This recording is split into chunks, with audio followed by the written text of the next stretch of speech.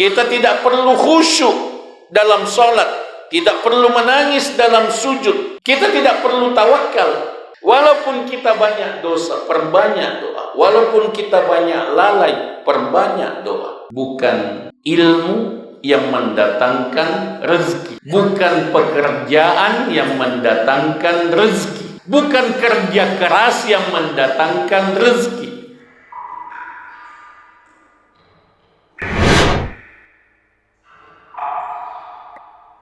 Pada pengajian ini kita akan membahas seri ke-8 dari serial Renungan Pendidikan dari Ayat Al-Quran.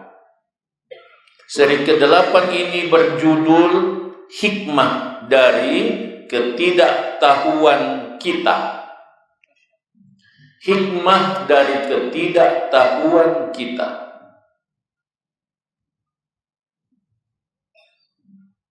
Judul ini berdasarkan firman Allah Subhanahu wa Ta'ala pada ayat terakhir di surah Luqman, surah 31 ayat 34. Anak-anakku, para santri diharapkan mencatat. Demikian juga dengan para ustadz, para dai, dengan harapan bisa diulangi dan bisa disampaikan kepada orang lain. A'udzubillahi minasyaitonir rajim. Innallaha 'indahu 'ilmus sa'ah wa yunazzilul ghaith wa ya'lamu ma fil arham wa ma tadri nafsun madza taksibu ghada wa ma tadri nafsun bi ayyi ardin tamut innallaha alimun khabir. Sesungguhnya Allah di sisinya ilmu gaib, ilmu tentang kiamat, ilmu sa'ah, ilmu tentang kiamat, dan Dia Allah menurunkan hujan. Dia Allah mengetahui apa yang ada di dalam rahim, dan tidak ada satu jiwa yang mengetahui apa yang akan diperolehnya besok. Tidak ada satu jiwa yang mengetahui di mana, di bumi mana dia mati. Sesungguhnya Allah Maha mengetahui lagi Maha menguasai. Ayat mulia ini menjelaskan 5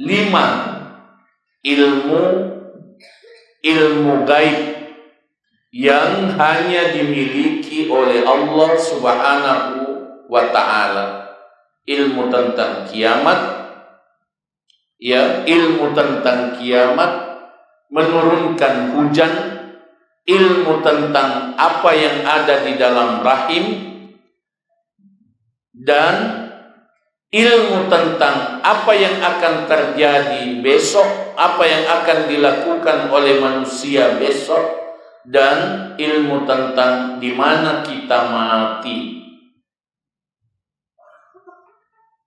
Penulis Syekh Dr. Muhammad Al-Fadil mengkhususkan renungan beliau pada wa ma tadri nafsun madza taksibu ghada, dan tidak ada satu jiwa pun yang mengetahui apa yang akan diperolehnya besok. Taksibu ada 2 maknanya. Taksibu ada 2 maknanya. Yang pertama, apa yang diperolehnya itu taksibu, mendapatkan, dan yang kedua, taksibu berarti mengerjakan. Beberapa renungan. Renungan pertama, tirai yang menutupi hari esok adalah salah satu bentuk rahmat Allah. Tirai itu tabir yang menutupi pengetahuan kita tentang hari esok, itu adalah kasih sayang Allah. Bahwa kita tidak tahu apa yang akan terjadi 1 menit yang akan datang, bukan besok, 1 menit yang akan datang, apa yang akan terjadi kita tidak tahu. Itu adalah kasih sayang Allah. Salah satu tabiat dasar jiwa manusia adalah kecemasan terhadap hari esok. Itu tabiat dasar manusia, cemas tentang besok, cemas tentang masa depan, cemas tentang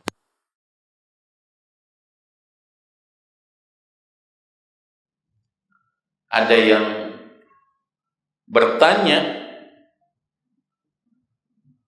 bagaimana menenangkan diri ketika kita merasakan kemiskinan karena uangnya tinggal 4 juta. Tinggal 4 juta uangnya, dia susah. Bagaimana kalau 4 juta ini habis?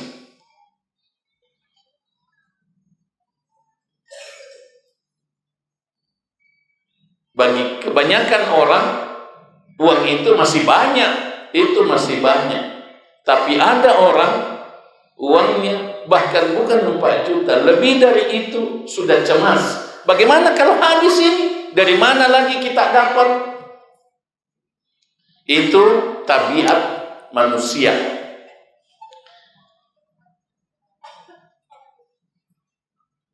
Demikian juga dengan orang tua yang menunda-nunda kasih nikah anaknya dengan mengatakan mau kasih makan apa anaknya orang. Jangan cepat menikah kalau kamu belum punya pekerjaan. Jangan cepat menikah kalau kamu belum punya pekerjaan. Mau kasih makan apa istrimu nanti? Mau kasih makan apa anakmu nanti? Kalau tidak punya pekerjaan. Itu juga contoh dari kecemasan terhadap masa depan. Yang kedua, ketakutan akan hal-hal yang tidak diketahui. Salah satu tabiat manusia adalah takut, cemas pada hal-hal yang tidak diketahui. Sedikit orang yang mau hijrah. Sedikit orang yang berani merantau.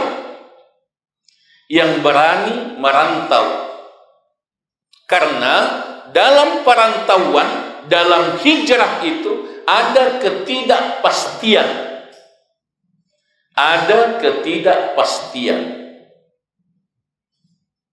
Sedikit orang yang berani untuk berspekulasi, menanamkan modal yang besar untuk usaha yang belum jelas. Sedikit yang berani berspekulasi. Karena kebanyakan orang cemas, takut pada hal-hal yang belum jelas. Termasuk ketakutan pada jin, ketakutan pada hantu yang tidak dilihat, takut menakut-nakuti anak, takut pada kegelapan, takut pada kegelapan. Itu contoh-contoh dari ketakutan akan hal-hal yang tidak diketahui. Yang ketiga, kesibukan memikirkan apa yang akan terjadi, bagaimana nanti.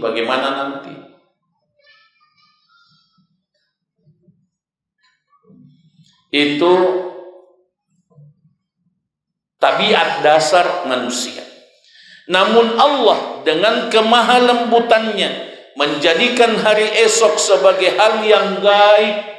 Alhamdulillah, hari esok kita tidak tahu. Alhamdulillah. Karena kalau kita tahu semua yang akan terjadi pada masa yang akan datang, niscaya kita tidak tenang. Niscaya kita tidak tenang. Maka tidak ada satu jiwa pun yang tahu apakah esok akan membawa kesuksesan atau kegagalan, apakah akan terjadi pertemuan atau perpisahan, apakah akan terasa nyaman atau melelahkan, apakah akan terjadi kematian atau kehidupan. Maka ketidaktahuan kita itu bukan kelemahan, melainkan rahmat, hikmah, dan pendidikan dari Allah Subhanahu wa ta'ala. Penutup ayat di surah Al-Baqarah ayat 216 ialah wallahu ya'lamu wa antum la ta'lamu. Allah yang maha tahu dan kamu tidak tahu. Poin kedua, renungan kedua. Ketidaktahuan tentang hari esok mendidik kita untuk tawakal kepada Allah Subhanahu wa ta'ala. Tawakal intinya adalah mengandalkan Allah. Tawakal intinya mengandalkan Allah. Seandainya kita mengetahui secara rinci apa yang akan terjadi esok hari, maka kita tidak membutuhkan doa. Tidak perlu kita berdoa kalau kita tahu apa yang akan terjadi besok. Kita tidak perlu khusyuk dalam sholat, tidak perlu menangis dalam sujud. Kita tidak perlu tawakal. Seakan kita tidak merasa butuh kepada Allah Subhanahu wa ta'ala. Tapi karena kita tidak tahu, maka kita harus bertawakal. Kita mesti selalu merasa butuh kepada Allah, harus selalu berdoa, dan mesti selalu mempersiapkan diri. Ini rahasia iman yang sangat mulia. Allah berfirman dalam surah Fatir ayat 15. Ya ayyuhan nas antumul fuqara'u ilallah wallahu huwal ghaniyyul hamid. Wahai sekalian manusia, kamu semua butuh kepada Allah. Kamu semua butuh kepada Allah. Dan Allah hanya dialah yang maha kaya dan maha terpuji. Kita dituntut untuk selalu mengucapkan dalam hati rasa butuh kita kepada Allah. Kita dituntut untuk mengulang-ulangi dalam hati, saya butuh Allah. Saya butuh Allah. Saya butuh bantuan Allah, kasih sayang Allah. Setiap saat. Setiap saat. Kita tidak bernapas kalau bukan bantuan Allah. Kita tidak bernapas kalau bukan kasih sayang. Kita tidak bisa kedipkan mata kita kalau bukan bantuan Allah. Biasa kita lihat orang yang kedipan matanya tidak teratur. Ada orang kedipan matanya tidak teratur. Diuji oleh Allah dengan penyakit saraf mata, tidak teratur kedipan matanya. Bayangkan. Ada orang tidak bisa berkedip matanya, terbuka terus matanya, tidak bisa berkedip. Jadi tidak boleh takabur. Tidak boleh takabur. Kedipan mata saja tidak bisa kita lakukan kalau bukan dari Allah Subhanahu wa ta'ala. Bayangkan. Dan demikianlah seterusnya. Demikianlah seterusnya. Kerja otak kita, kerja jantung kita, kerja ginjal kita, semua itu diatur oleh Allah. Peredaran darah kita diatur oleh Allah. Pencernaan kita semua diatur oleh Allah Subhanahu wa ta'ala. Kita butuh kepada Allah setiap detik. Kita butuh kepada Allah setiap saat. Karena itu kita mesti selalu berdoa. Menyambung doa dengan doa. Sudah berdoa, berdoa lagi. Sudah berdoa, berdoa lagi. Ulang-ulangi doa. Ulang-ulangi berdoa. Perbanyak doa. Karena itu adalah wujud rasa butuh kepada Allah. Kalau merasa butuh kepada Allah, minta kepada Allah. Dan Allah menjamin.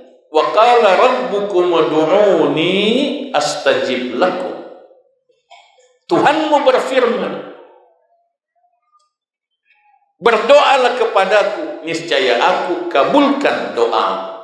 Surah Ghafir ayat 60. Surah Ghafir ayat 60. Allah berjanji akan mengabulkan doa kita. Rajin berdoa. Rajin berdoa. Walaupun kita banyak dosa. Walaupun kita banyak dosa, perbanyak doa. Walaupun kita banyak lalai, perbanyak doa. Terutama pada waktu-waktu mustajab. Sebelum subuh, antara azan dan qamat, perbanyak doa. Sebelum subuh, antara azan dan qamat. Waktu sujud, terutama pada saat salat sendirian, itu waktu dikabulkan doa. Waktu hujan, kalau turun hujan, waktu dikabulkan doa. Perjalanan jauh, kalau kita melakukan safar, perjalanan jauh, waktu dikabulkan doa. Kita manfaatkan agar Allah Subhanahu wa ta'ala menyayangi kita, mengabulkan doa kita. Itu adalah bentuk tawakal kepada Allah. Wa may yatawakkal 'ala Allah fa huwa hasbuh. Siapa yang bertawakal kepada Allah, Allah mencukupinya. Allah mencukupinya. Surah At-Talaq ayat 3. Renungan ketiga. Jangan sibuk dengan hari esok. Jangan sibuk mengejar masa depan. Sibuklah dengan hari ini. Kalau kita menyiksa diri dengan terlalu banyak memikirkan hari esok, bagaimana rezekiku besok, apakah saya akan berhasil atau tidak, bagaimana jika terjadi begini, bagaimana jika begitu, maka sesungguhnya kita hanya sedang menguras energi diri dan menghidupkan kegelisahan serta kecemasan terhadap hal-hal yang belum terjadi atau belum tentu terjadi. Ayat mulia ini sedang menasihati kita, serahkan hari esok kepada Allah. Serahkan hari esok kepada Allah. Hiduplah hari ini dengan iman dan keyakinan, dengan amal dan gerak kebaikan. Karena yang kita miliki hanyalah detik-detik yang kita alami sekarang ini. Maka mari kita jadikan ia sebagai ketaatan, ketenangan, pengabdian untuk kebaikan. Hari esok yang akan datang bersama rahmat Allah yang sangat luas, insya Allah, dan tidak terbatas. Ada satu ungkapan yang dinisbatkan kepada Al-Imam Al-Hasan Al-Basri, seorang tabi'in yang mulia, tabi'i yang mulia. Al-Imam Hasan Al-Basri dikatakan bahwa beliau pernah mengatakan, la tufakkir fil mustaqbal fa innahu biyadillah. Jangan pikirkan masa depan. Jangan pikirkan masa depan karena itu di tangan Allah.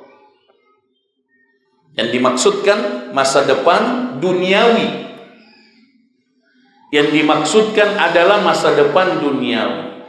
Jangan pikirkan masa depan duniawi karena itu di tangan Allah. Wala tufakkir fir rizqi fa innahu minallah. Jangan pikirkan rezeki. Jangan pikirkan rezeki karena itu dari Allah. Bukan ilmu yang mendatangkan rezeki. Bukan pekerjaan yang mendatangkan rezeki. Bukan kerja keras, bukan kerja keras yang mendatangkan rezeki. Karena setiap makhluk telah ditentukan rezekinya oleh Allah Subhanahu wa ta'ala. La tufakkir fir rizqi fa innahu minallah. Wa la tufakkir fin nas fa innahum biyadillah. Jangan pikirkan sesama manusia. Jangan pikirkan omongan, pembicaraan sesama manusia. Jangan pikirkan gibah-gibahnya orang. Jangan pikirkan fitnah-fitnahnya orang.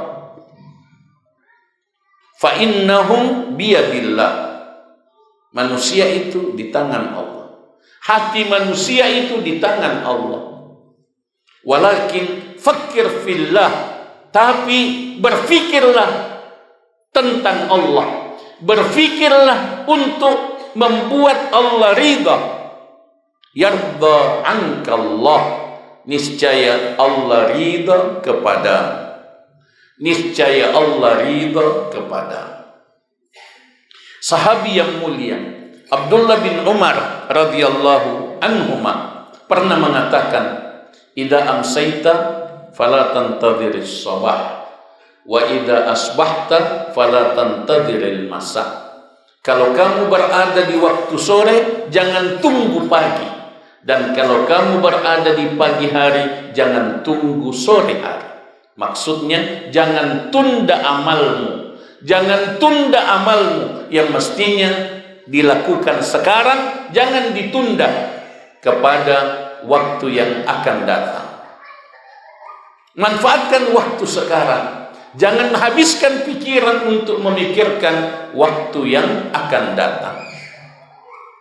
Renungan yang terakhir, yang keempat, ialah kata taksibu. Memperoleh.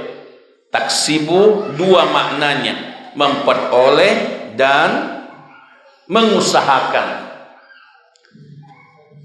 Itu menunjukkan isyarat untuk beramal, bukan hanya pasrah. Bukan hanya pasrah kepada Allah, tidak beramal, tidak. Allah tidak berfirman apa yang akan terjadi besok, tapi Allah berfirman apa yang akan diperoleh besok. Hari esok adalah sebuah lapangan dan kita akan mendapatkan sesuatu padanya, baik berupa ilmu, pahala, pengalaman, rezeki, atau berupa kejatuhan yang berfungsi akan menyucikan kita.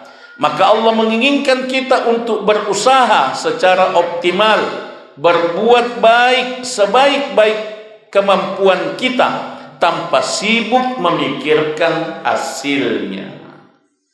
Kita diwajibkan berusaha, tidak diwajibkan berhasil. Kita diwajibkan berusaha, tidak diwajibkan berhasil. Kita diwajibkan berdakwah, tidak diwajibkan berhasil. Kita diwajibkan belajar, tidak diwajibkan pintar. Kita diwajibkan menghafal, tidak diwajibkan betul-betul hafal. Tidak diwajibkan betul-betul hafal, sungguh-sungguh saja, tapi hasilnya Allah yang menentukan. Allah yang menentukan. Kita diwajibkan beramal, tidak diwajibkan untuk mendapatkan hasil di dunia ini. Itu penting untuk kita pahami bersama. Yang penting kita beramal dengan niat ikhlas dan mengikuti sunnah Rasulullah sallallahu alaihi wasallam. Allah Subhanahu wa taala berfirman dalam penggalan ayat di surah Ar-Ra'd ayat 11, innallaha la yughayyiru ma biqaumin hatta yughayyiru ma bi anfusihim. Sesungguhnya Allah tidak merubah keadaan satu kaum, satu kelompok, satu bangsa sampai mereka merubah diri mereka sendiri.